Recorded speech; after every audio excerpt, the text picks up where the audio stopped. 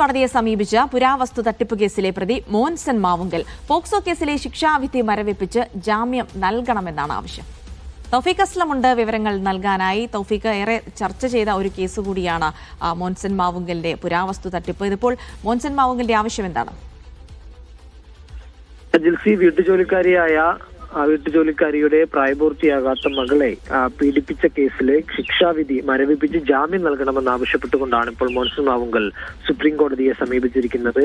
പോക്സ്കോ കേസിലെ ശിക്ഷാവിധി റദ്ദാക്കണമെന്നാണ് പ്രധാനമായും ആവശ്യപ്പെടുന്നത്. ഈ ജീവപര്യന്തം ശിക്ഷയാണ് കോടതി വിധിച്ചത്. അത് മരവിപ്പിച്ചുകൊണ്ട് തനിക്ക് ജാമ്യം നൽകണമെന്നുള്ള ഒരു ആവശ്യവുമായിട്ടാണ് ഇപ്പോൾ വീണ്ടും കോടതിയിൽ എത്തിയിരിക്കുന്നത്. ഇതിനു മുമ്പ് 2 ആഴ്ച മുമ്പ് മറ്റൊരു ഹർജിയുമായി കോടതിയിൽ എത്തിയിരുന്നു. അത് ഈ പീഡനത്തിനിരയായ ആ പെൺകുട്ടിയെ പ്രായപൂർത്തിയായതിനു ശേഷവും പീഡിപ്പിച്ചു എന്ന് മറ്റൊരു കേസുണ്ട്. 2 കേസുകളാണുള്ളത്. ഒന്ന് പ്രായപൂർത്തിയാകുന്നതിന് മുമ്പും മറ്റൊന്ന് പ്രായപൂർത്തിയായതിനു ശേഷവും പീഡിപ്പിച്ചു എന്ന 2 കേസുകളാണുള്ളത്. ആ 2ാമത്തെ കേസ് നിലനിൽക്കില്ല എന്ന് പറഞ്ഞുകൊണ്ടായിരുന്നു 2 ആഴ്ച മുമ്പ് സുപ്രീം കോടതിയെ സമീപിച്ചത്. അതിന് പിന്നാലെയാണ് ഇപ്പോൾ ഈ ആദ്യത്തെ കേസിലെ ശിക്ഷ മരവിപ്പിച്ചുകൊണ്ട് ജാമ്യം നൽകണമെന്ന് ആവശ്യപ്പെട്ടുകൊണ്ട് വീണ്ടും ഇപ്പോൾ സുപ്രീം കോടതിയിൽ എത്തിയിരിക്കുന്നത്. നേരത്തെ ഈ ആവശ്യം ഹൈക്കോടതി നിരസിച്ചിരുന്നു. അതിനെതിരെയാണ് ഇപ്പോൾ പുതിയ അപ്പീൽ.